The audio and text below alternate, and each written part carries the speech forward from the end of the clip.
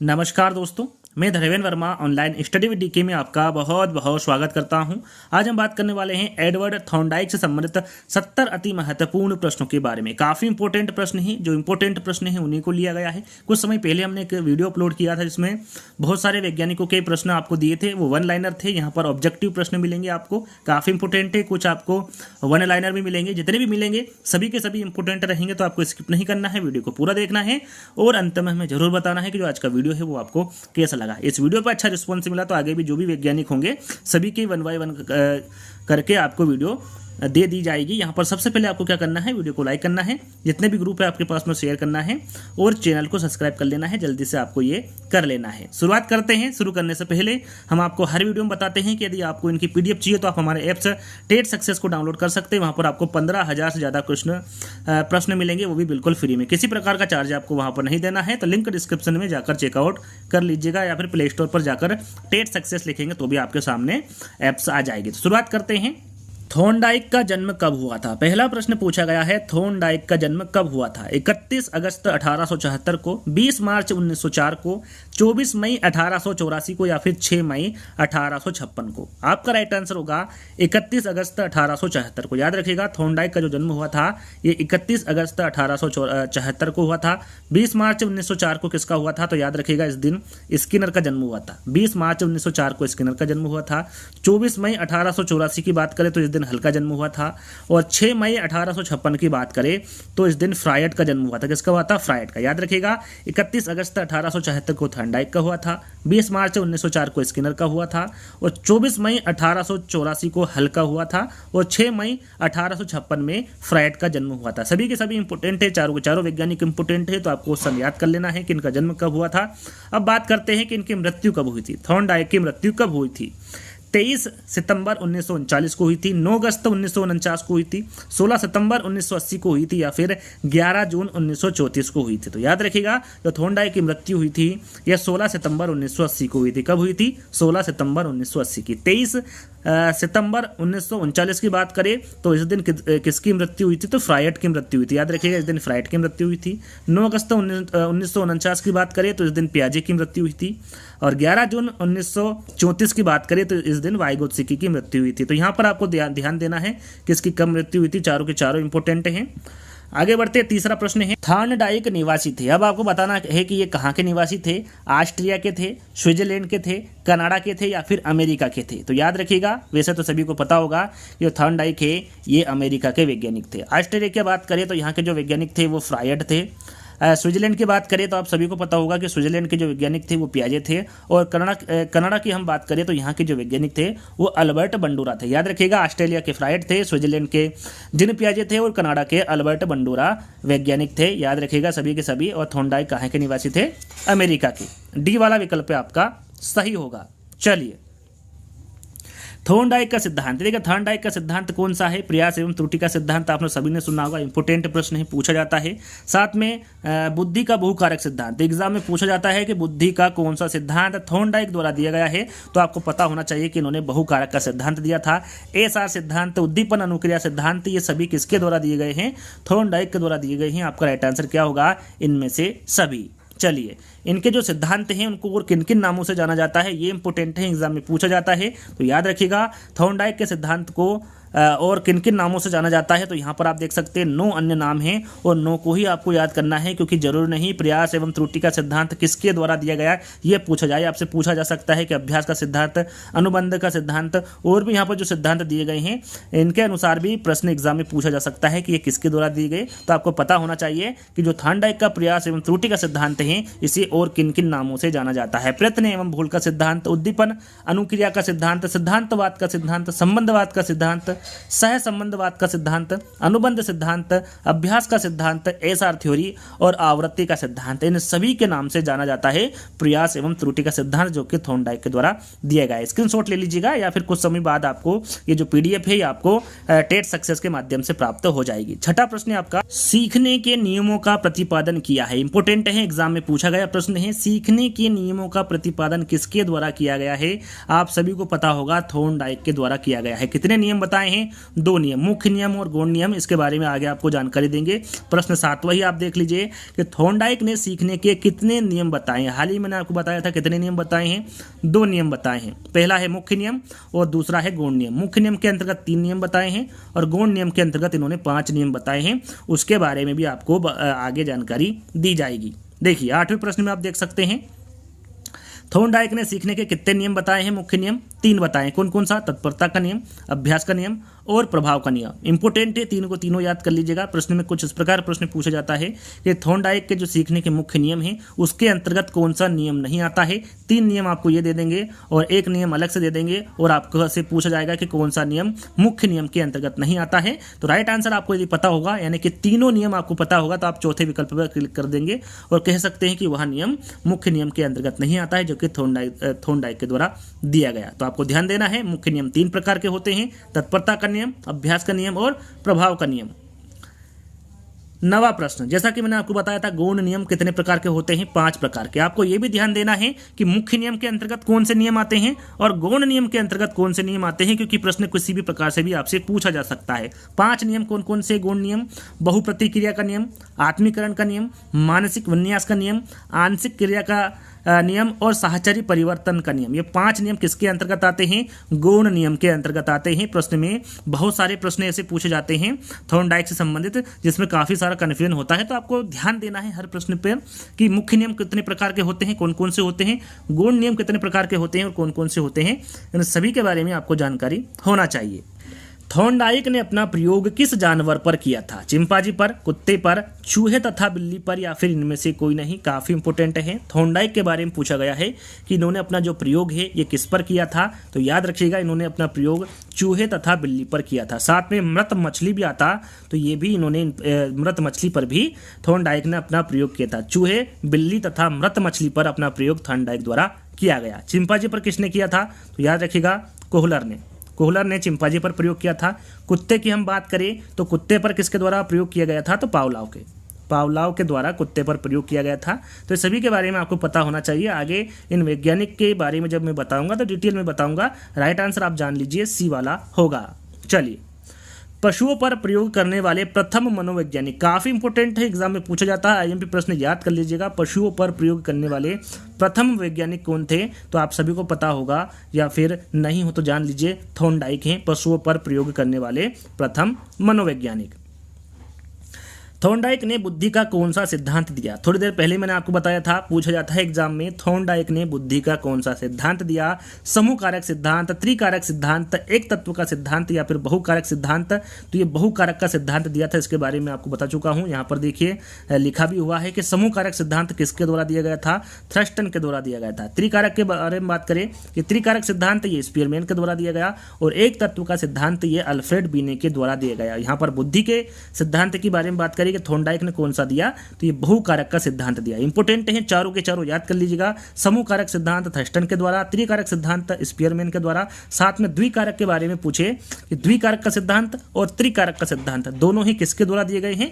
Spearman के द्वारा दिए गए हैं। एक तत्व का सिद्धांत अल्फ्रेड बीने के और बहुकारक का सिद्धांत थॉर्नडाइक के द्वारा दिया गया है। तो 4th वाला विकल्प आपका यहाँ पर सही होगा। जब अध्यापक एक छात्र को सफलता का एहसास कराता है तो वहाँ उपयोग कर रहा होता है तत्परता का नियम, अभ्यास का नियम, प्रभाव का नियम या फिर मानसिक तत्परता के नियम का। जब अध्यापक एक छात्र को सफलता का एहसास कराता है तो वहाँ उपयोग कर रहा होता है, कौन से नियम का उपयोग कर रहा होता है? तो याद रखिएगा वो प्रभाव के नियम का उपयोग कर रहा होता है। चलिए अगला प्रश्न, सीखने का प्राथमिक मूलभूत नियम संबंधित है। यहाँ पर देखिए प्राथमिक मूलभूत नियम के बारे में पूछा गया है, सीखने का कौन सा है? तत्परता, अभ्यास, प्रभाव या फिर इनमें से कोई नहीं। तो यहाँ पर प्राथमिक मूलभूत नियम के बारे में पूछा गया है। आपका राइट आंसर होगा तत्परता का नियम से। यहाँ पर पहला वाला विकल्प आपका सही होगा। जब बच्चे एक अवधारणा को सीखते हैं और उसका प्रयोग करते हैं तो अभ्यास उनके द्वारा की जाने वाली त्रुटियों को कम करने में मदद करता है। यह विचार किसके द्वारा दिया गया था? जो विचार है ये किसके द्वारा दिया गया था? जन पियाजे के, वाटसन के, वाइगोत्स्की के या फिर थॉर्नडाइक के? तो राइट आंसर आपका क्या होगा यहाँ पर? थॉर्नडाइक। यहाँ पर जो विचार दिया गया था ये थॉर्नडाइक के द्वारा दिया गया था।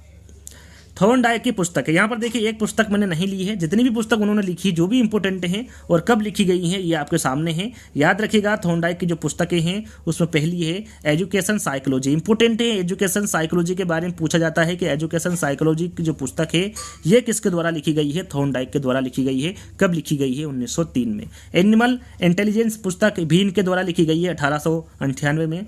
द साइकोलॉजी ऑफ लर्निंग यह पुस्तक भी थॉर्नडाइक के द्वारा लिखी गई है 1914 में। द मैनेजमेंट ऑफ इंटेलिजेंस नामक पुस्तक भी थॉर्नडाइक के द्वारा लिखी गई, सन आप देख सकते हैं यहाँ पर।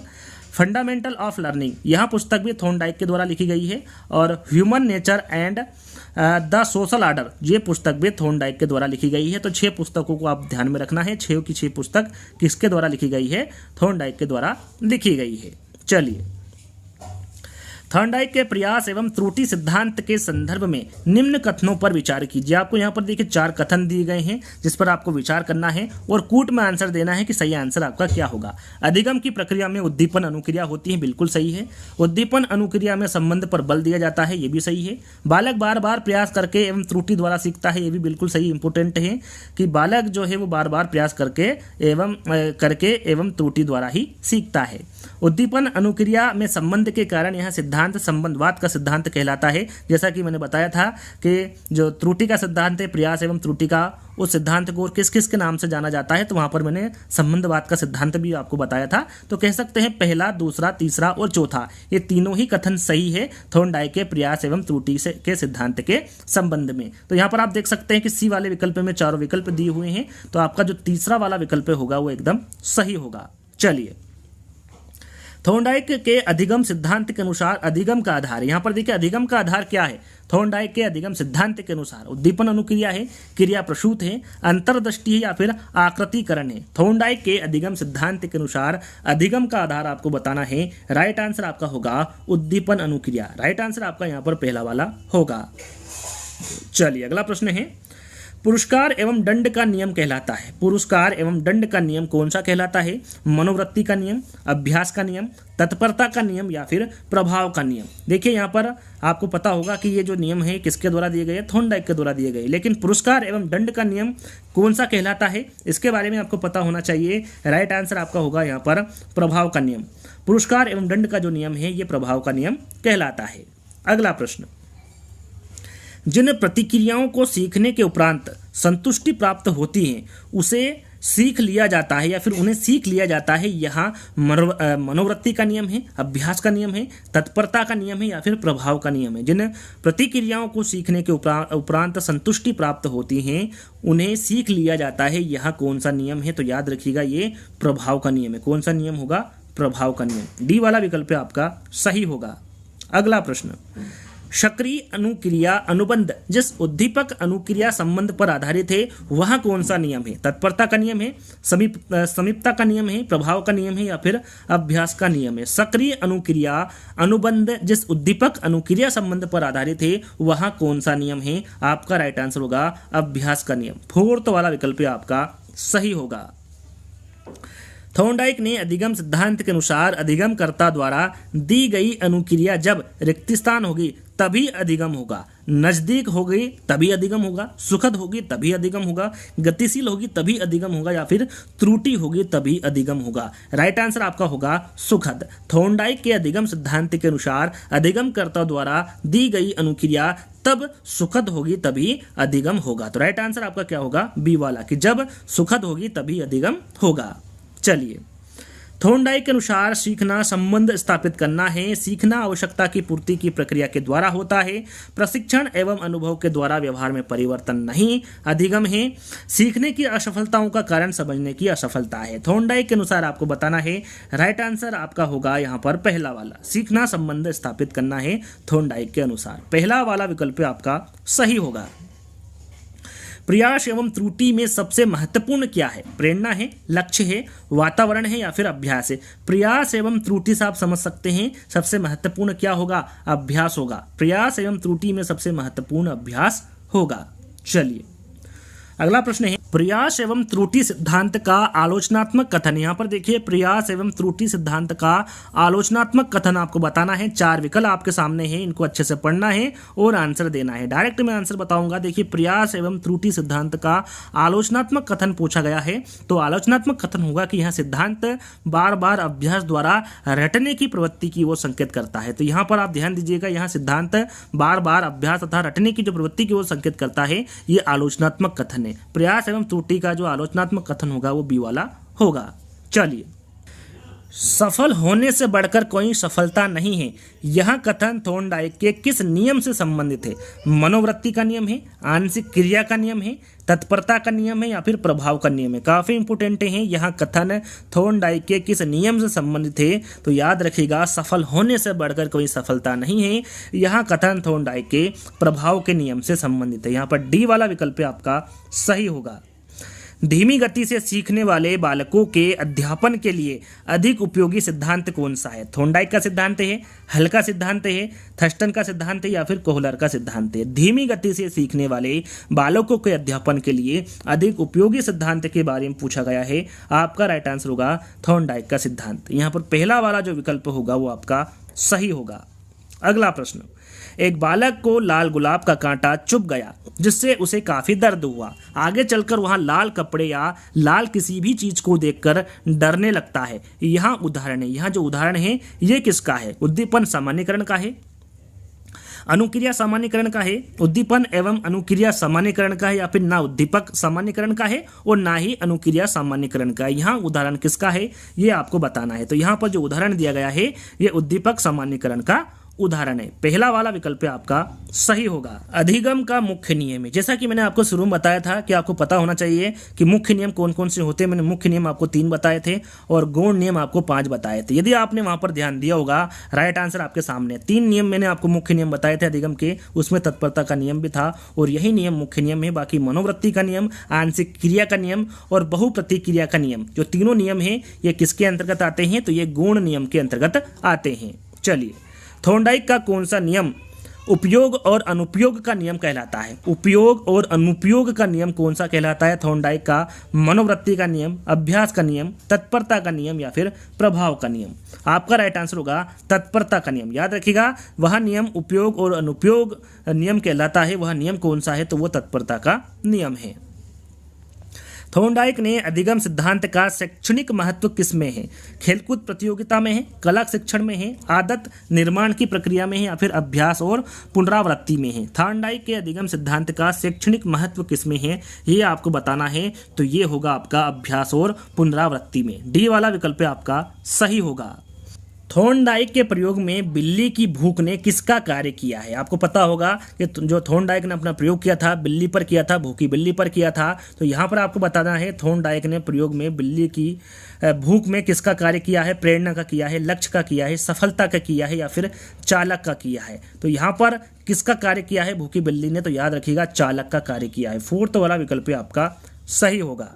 अगला प्रश्न, तत्परता का नियम सूचक है, कार्य प्रवृत्ति का है, मूल प्रवृत्ति का है, अभ्यास प्रवृत्ति का है या फिर त्रुटि प्रवृत्ति का है? तत्परता का नियम सूचक है, किसका है? तो याद रखिएगा ये कार्य प्रवृत्ति का सूचक है तत्परता का नियम। पहला वाला विकल्प आपका सही होगा। अधिगम के बंद सिद्धांत के प्रवर्तक है। देखिए, शुरू में आपको बता चुका हूं कि थॉर्नडाइक का जो सिद्धांत है उसको और किन किन नामों से जाना जाता है। यदि आपने वो ध्यान दिया होगा तो आंसर आपके सामने होगा थॉर्नडाइक। अधिगम के बंद सिद्धांत के प्रवर्तक कौन होंगे? थॉर्नडाइक होंगे। थॉर्नडाइक का सिद्धांत इनमें से किस वर्ग के तहत सूचीबद्ध किया जाता है? व्यवहारिकता का सिद्धांत, ज्ञानात्मक सिद्धांत, मनोविश्लेषण सिद्धांत या फिर इनमें से कोई नहीं? राइट आंसर आपका होगा व्यवहारिकता का सिद्धांत। इंपोर्टेंट है, थॉर्नडाइक का सिद्धांत व्यवहारिकता के सिद्धांत वर्ग के तहत सूचीबद्ध किया जाता है। पहला वाला विकल्प आपका सही होगा। थॉर्नडाइक के अनुसार बुद्धि का प्रकार नहीं है, मूर्त, अमूर्त, सामाजिक या फिर जैविक बुद्धि। याद रखिएगा, इंपोर्टेंट है, थॉर्नडाइक के अनुसार जो बुद्धि का प्रकार नहीं होगा वो जैविक बुद्धि नहीं होगा। 4th वाला विकल्प आपका सही होगा। संयोजनवाद का सिद्धांत किसने दिया है? संयोजनवाद का सिद्धांत पावलोव, हॉल, स्किनर या फिर थॉर्नडाइक? राइट आंसर आपके सामने होगा थॉर्नडाइक। संयोजनवाद का जो सिद्धांत दिया है ये थॉर्नडाइक के द्वारा दिया गया है। थॉर्नडाइक ने बुद्धि के बहुकारक सिद्धांत की तुलना किससे की है? थोड़ी देर पहले मैंने आपको बताया था कि बुद्धि के बहुकारक सिद्धांत के प्रवर्तक कौन है, तो वो थॉर्नडाइक होंगे। यहाँ पर आपको बताना है कि सिद्धांत की तुलना किससे की है, बालू के ढेर से की है, टीले के ढेर से की है, मिट्टी के ढेर से की है, या फिर इनमें से कोई नहीं। याद रखिएगा, इंपोर्टेंट है। थॉर्नडाइक के बुद्धि के बहुकारक सिद्धांत की जो तुलना की है ये बालू के ढेर से की है। किससे की है? बालू के ढेर से की है। मनोवृत्ति का सिद्धांत किसके द्वारा दिया गया है? स्किनर, हल, थॉर्नडाइक या फिर फ्रायड? तो मनोवृत्ति का सिद्धांत जो दिया है ये थॉर्नडाइक के द्वारा दिया गया है।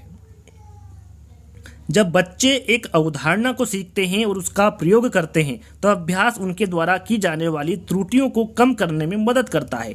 यह विचार दिया, यहाँ पर जो विचार दिया गया है, यहाँ कथन है, किसके द्वारा दिया गया है? स्किनर, हल, थॉर्नडाइक या फिर फ्रायड? राइट आंसर आपका क्या होगा? यहाँ पर जो विचार दिया गया है ये थॉर्नडाइक के द्वारा दिया गया है। अगला प्रश्न, बहुप्रतिक्रिया का नियम। बहुप्रतिक्रिया का नियम किसके द्वारा दिया गया है? थॉर्नडाइक, हल, फ्रायड या फिर पावलोव? सही आंसर आपको सभी को पता होगा, थॉर्नडाइक। बहुप्रतिक्रिया का जो नियम दिया है ये थॉर्नडाइक के द्वारा दिया गया है। अगला प्रश्न, थॉर्नडाइक के बहुकारक सिद्धांत को और किस नाम से जाना जाता है? बहुकारक का सिद्धांत थॉर्नडाइक के द्वारा दिया गया है, लेकिन जो सिद्धांत दिया है इसे और किस नाम से जाना जाता है? बालू का सिद्धांत, परमाणुवादी सिद्धांत, दोनों या फिर इनमें से कोई नहीं? ध्यान दीजिएगा, बालू का सिद्धांत और परमाणुवादी सिद्धांत, इन दोनों के नाम से जो थॉर्नडाइक के द्वारा बहुकारक सिद्धांत दिया गया है इसको जाना जाता है, इन नाम से भी। तो याद रखिएगा, राइट आंसर आपका यहाँ पर दोनों होगा।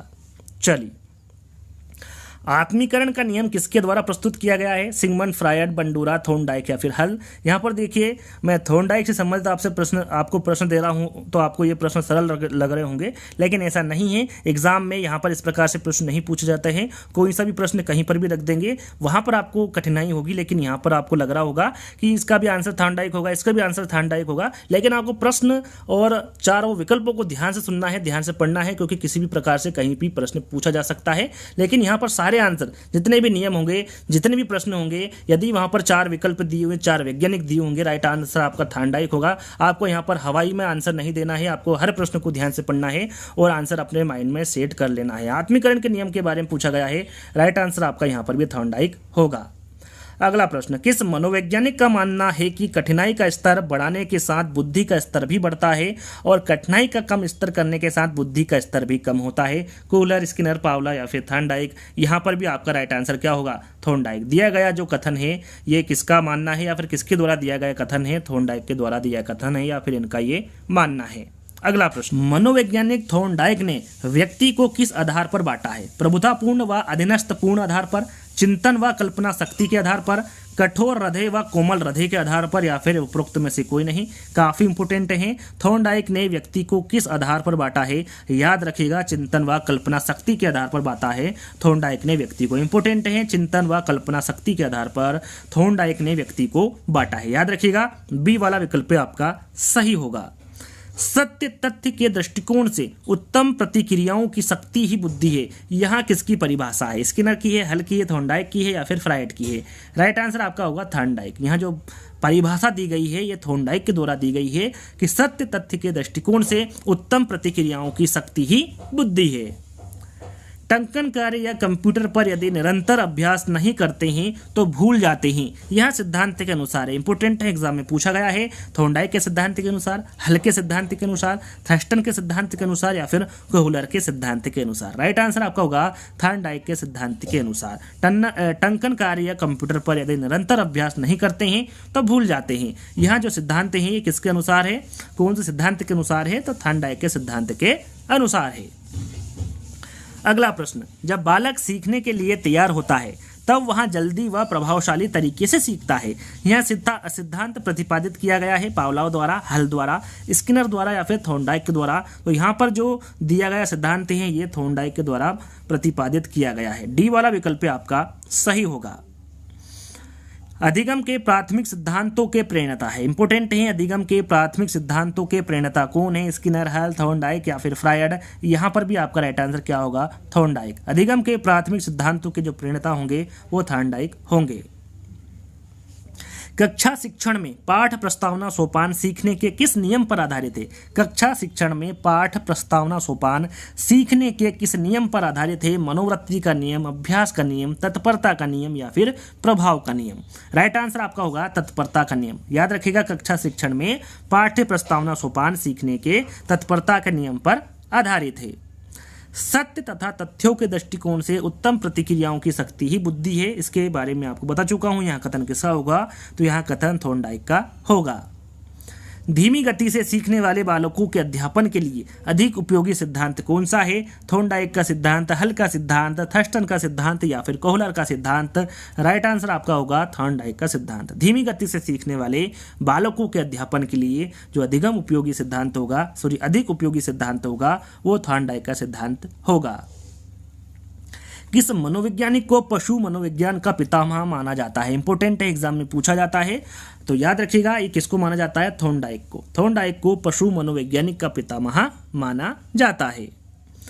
किसी क्रिया को बार बार दोहराने से उसका संबंध दृढ़ हो जाता है। थॉर्नडाइक के ये किस नियम पर आधारित है? मनोवृत्ति का नियम, अभ्यास का नियम, तत्परता का नियम या फिर प्रभाव का नियम? आपका राइट आंसर यहाँ पर होगा कौन से नियम के अंतर्गत आता है? तो ये अभ्यास के नियम के अंतर्गत आता है। किसी क्रिया को बार बार दोहराने से उसका संबंध दृढ़ हो जाता है। थॉर्नडाइक के ये अभ्यास के नियम पर आधारित है। चलिए, यहाँ पर एक प्रश्न मैं आपको क्यूज के तौर पर दे रहा हूँ कि इसमें कौन सा जो गौण नियम है, गौण नियम कौन सा? इसमें देखिए आपको चारों विकल्प हैं। प्रश्न कुछ इस प्रकार है कि थॉर्नडाइक का इन चारों विकल्पों में से गौण नियम के अंतर्गत कौन सा नियम आता है, यह कमेंट के माध्यम से बताना है। प्रश्न को एक बार फिर सुन लेना है, थॉर्नडाइक का गौण नियम कौन सा है? इन चारों विकल्पों में से आपको गौण नियम बताना है और कमेंट्स के माध्यम से 54 के सामने A, B, C या फिर D विकल्प सही होगा, यह आपको बताना है कौन सा सही होगा। गौण नियम आपको वहां पर बताना है कौन सा होगा। प्रथम शैक्षिक मनोवैज्ञानिक कहा जाता है, किसको कहा जाता है? थॉर्नडाइक को, हल को, फ्रायड को या फिर पावलोव को? तो प्रथम शैक्षिक मनोवैज्ञानिक के बारे में पूछा गया है। राइट आंसर आपका होगा यहाँ पर थॉर्नडाइक। अब आपको यहाँ पर देखिए वन लाइनर क्वेश्चंस मिलेंगे जो कि काफी इंपॉर्टेंट रहेंगे, तो इनको भी आपको ध्यान में रखना है। थॉर्नडाइक का प्रयास एवं त्रुटि का सिद्धांत किस विषय के शिक्षण के लिए सर्वश्रेष्ठ है? इंपॉर्टेंट है, थॉर्नडाइक का प्रयास और त्रुटि का सिद्धांत किस विषय के शिक्षण के लिए सर्वश्रेष्ठ है? तो वो है गणित और विज्ञान। प्रयास और त्रुटि का सिद्धांत किस पर बल देता है? ये भी इंपॉर्टेंट है, तो ये करके सीखने के सिद्धांत पर बल देता है, प्रयास और त्रुटि का सिद्धांत। थॉर्नडाइक ने अपनी पुस्तक शिक्षा मनोविज्ञान में किस सिद्धांत का वर्णन किया है? इंपॉर्टेंट है, याद रखिएगा, जो शिक्षा मनोविज्ञान की इनकी पुस्तक है उसमें इन्होंने कौन से सिद्धांत का वर्णन किया है? तो इन्होंने उद्दीपक अनुक्रिया सिद्धांत का वर्णन किया है। अच्छा, जो भूखी बिल्ली थी, जिस बॉक्स में भूखी बिल्ली को रखा गया था, बंद किया गया था, उस बॉक्स को क्या कहते हैं? तो याद रखिएगा, एग्जाम में पूछा जाता है, तो उस बॉक्स को क्या कहते हैं? फजल बॉक्स कहा जाता है। भूखी बिल्ली को जिस बॉक्स में बंद किया गया था उस बॉक्स का नाम क्या है? फजल बॉक्स है। थॉर्नडाइक का सिद्धांत किसके अंतर्गत आता है? तो यह संबंधवाद के अंतर्गत आता है। इंपॉर्टेंट है, ध्यान दीजिएगा, थॉर्नडाइक का जो सिद्धांत है यह संबंधवाद के अंतर्गत आता है। अधिगम अंतरण का थॉर्नडाइक सिद्धांत कहा जाता है। अनुरूप तत्वों का सिद्धांत इंपॉर्टेंट है, सभी के सभी ध्यान दीजिएगा। अधिगम अंतरण का थॉर्नडाइक सिद्धांत ये अनुरूप तत्वों का सिद्धांत कहा जाता है। थॉर्नडाइक के किस सिद्धांत में सीखने से सीखने की क्रिया सरल हो जाती है? प्रश्न को ध्यान से पढ़ना है। थॉर्नडाइक के किस सिद्धांत में सीखने से सीखने की क्रिया सरल हो जाती है? तो वो है प्रयत्न एवं त्रुटि का सिद्धांत। आर एवं RS संबंध दोनों विद्यमान है, कह सकते हैं कि ये दोनों किस सिद्धांत में विद्यमान है? इंपोर्टेंट है, तो वह थॉर्नडाइक के सिद्धांत में। आर एवं RS संबंध दोनों ये थॉर्नडाइक के सिद्धांत में विद्यमान है। संबंधवाद के सिद्धांत के प्रतिपादक कौन है? इसके बारे में आपको बता चुका हूं, किन किन नामों से जाना जाता है थॉर्नडाइक का सिद्धांत। उसमें संबंधवाद के सिद्धांत के बारे में भी मैंने जिक्र किया था, और ये किसके द्वारा दिया गया है? थॉर्नडाइक के द्वारा ही दिया गया है। मंदबुद्धि बालकों के लिए उपयोगी सिद्धांत कौन सा है? तो वह थॉर्नडाइक का सिद्धांत। एग्जाम में पूछे कि मंदबुद्धि बालकों के लिए उपयोगी सिद्धांत कौन सा होगा? तो वो थॉर्नडाइक का सिद्धांत होगा। एसआर थ्योरी के जन्मदाता कौन है? इसके बारे में आपको बता चुका हूं, कौन है? थॉर्नडाइक। एसआर थ्योरी के जन्मदाता थॉर्नडाइक को माना जाता है। शिक्षा मनोविज्ञान के जनक इंपोर्टेंट हैं, इसके बारे में आप सभी को पता होगा वैसे तो, कि शिक्षा मनोविज्ञान का जनक किसे माना जाता है? तो यह थॉर्नडाइक को माना जाता है। आवृत्ति का सिद्धांत, आवृत्ति का सिद्धांत ये किसके द्वारा दिया गया है? तो ये भी थॉर्नडाइक के द्वारा ही दिया गया है। अंतिम प्रश्न, जैसा कि मैंने आपको बताया था टोटल 70 प्रश्न आपको मिलेंगे। आप घोड़े को पानी तक ले जा सकते हैं पर उसे पानी पीने को मजबूर नहीं कर सकते। यह कहावत एक उदाहरण है। किसका उदाहरण है ये? तो सीखने की बुद्धि का। आप घोड़े को पानी तक तो ले जा सकते हैं पर उसे पानी पीने के लिए मजबूर नहीं कर सकते। यह जो कहावत है ये किसका उदाहरण है? तो सीखने की बुद्धि का उदाहरण है। तो आप यहाँ तक आ ही गए होंगे, जैसा कि जो वीडियो ये यहाँ तक देख रहा होगा। यदि आपने अभी तक भी वीडियो को लाइक नहीं किया है तो आपको वीडियो को लाइक करना है, और अब वीडियो समाप्त हो चुका है तो आपको इसको सभी ग्रुप में शेयर करना है और चैनल को सब्सक्राइब कर लेना है यदि आपको ऐसा ही इंटरेस्टिंग वीडियो चाहिए। तो आप कमेंट्स के माध्यम से बता सकते हैं कि आगे आपको कौन से वैज्ञानिक पर वीडियो चाहिए, तो ये भी आप कमेंट्स के माध्यम से बता सकते हैं। जल्दी ही हम इस वैज्ञानिक के जो इंपॉर्टेंट प्रश्न हैं उनको लेकर आपके सामने प्रस्तुत हो जाएंगे। तो जल्दी ही दोस्तों एक नई वीडियो के साथ मिलेंगे, जब तक के लिए धन्यवाद।